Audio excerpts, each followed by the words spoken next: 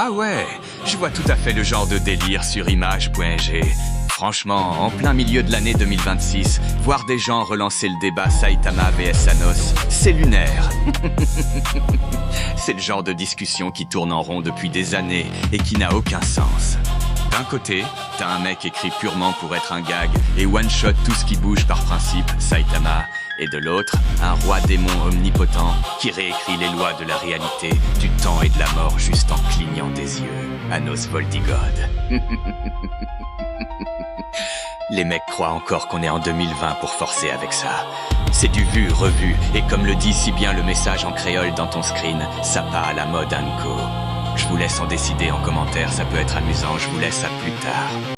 Dans le débat Anos vs Saitama, pour faire très simple, Anos gagne parce que Saitama utilise la force physique, alors qu'Anos manipule la réalité et la logique.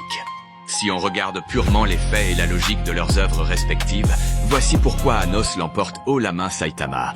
Force et vitesse infinie, mais purement physique. Coup de poing, destruction de planète. Anos, magie conceptuelle. Avec son épée Venus d'Onoa, il détruit les lois de la logique. Si Saitama est invulnérable, l'épée supprime le concept même de son invulnérabilité. De plus, Anos peut manipuler le temps et ressusciter à l'infini. Face à quelqu'un qui réécrit les règles de la réalité, les muscles ne servent plus à rien. Commente le prochain VS en commentaire, abonne-vous, like pour la suite. C'est simple, @ScienceFictiveShort utilise la physique, mais Anos s'en fout de la physique. Voici comment je vais casser son argument. La vitesse ne sert à rien face au temps. Saitama a beau être infiniment rapide, Anos peut manipuler le temps et la causalité. Il peut faire en sorte que son attaque touche Saitama avant même que Saitama n'ait bougé. Tuer Anos ne suffit pas à le tuer, c'est sa punchline officielle. Si Saitama le désintègre en une microseconde, la source, l'âme d'Anos devient juste plus forte et il ressurgit instantanément du néant. Il détruit les concepts. Avec son épée Venus d'Onoa, Anos détruit les règles du monde. La vitesse, la distance, la force brute, il supprime ces concepts. Contre ça, donner un coup de poing ultra rapide revient à frapper du vent.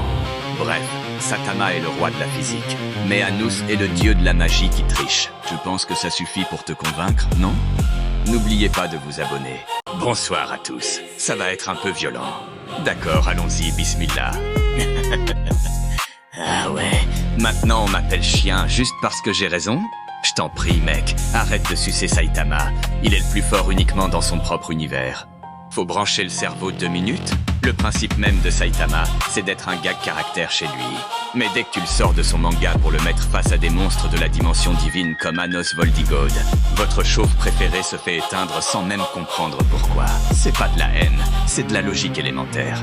Alors au lieu d'aboyer et de chialer en commentaire parce que la vérité pique, va ouvrir un autre manga et cultive-toi un peu.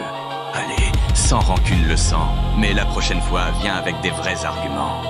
Et n'oubliez pas de suggérer le prochain match versus et, surtout, abonnez-vous.